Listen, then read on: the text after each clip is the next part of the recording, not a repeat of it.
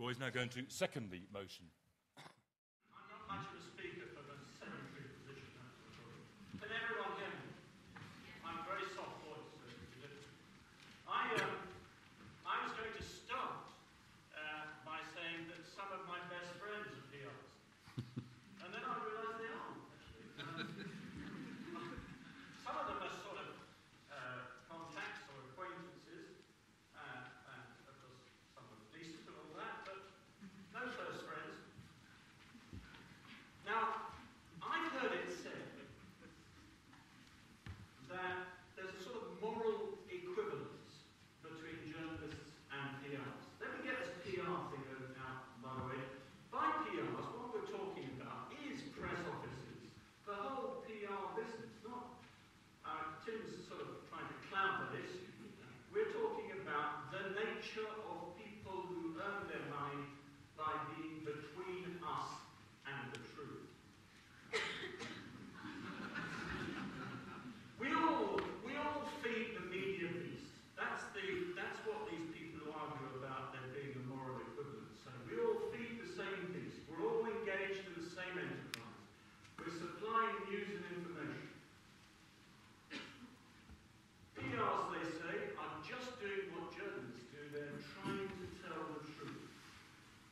Well, that's sort of fair enough. I think that many of them are trying to tell the truth. I don't claim that all PRs are bad and all journalists are good, or that all public relations is bad and that all journalism is good. I mean, I've had a fairly racketing record myself, like virtually everyone who's worked in popular papers. But there are good journalists, working for the pops, who do their best to practice good journalism. Now, the point of this debate is about whether, over the course of the years, we've reached a point where PR, helped by the resources which Tim mentioned, helped by terrific resources, lavished on it by big business, by private individuals who are wealthy enough to have PRs. I love it when somebody suddenly becomes famous and they talk about money people, meaning PRs, of course. And of course, the money mostly lavished on it by governments.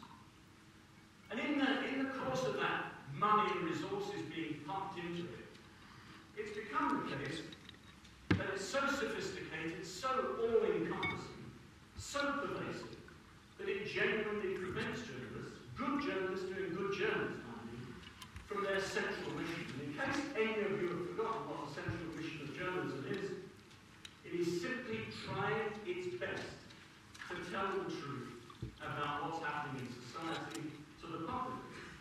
That, seen from the other way around, of course, and again over the years, journalism, as Nick properly said, has been robbed of the resources of doing that job as well as it could. The practitioners are not given the kind of money and time that they want to earn. Essentially, that's my belief, that we're witnessing an imbalance now between the seekers after truth and the gatekeepers to truth. And the gatekeepers have become powerful just at the moment when the seekers have become at their weakest. And before anyone sort of suddenly says he's painting that obvious picture of heroic journalists against, or less than heroic PRs, to be honest, well, that's what I am doing. Because I don't believe in the moral equivalence argument. Perhaps out there you can help me. Here is the latest press freedom barometer produced by the Paris-based organisation Reporters Sans Frontières. This is for 2008 only. Journalists killed 7. Journalists imprisoned 129. Cyber dissidents, which means bloggers and citizen journalists, imprisoned 62. So I wonder if anyone out there can tell me how many PRs have been imprisoned and killed in 2008. Answer came there, none. Did you notice that? Last year, 87 journalists were killed around the globe in the line of duty. Many were abducted, as you know, many were imprisoned. Abducted in Iran, in Afghanistan, Iraq, Afghanistan, and Palestine, famously. Why were they there? Not engage in PR, but to try and their best to tell the truth. Now, I admit there's no single truth, there's no absolute truth, but it is the journalist's task to do as best as possible to gather facts and information that contribute in some way to our knowing the truth.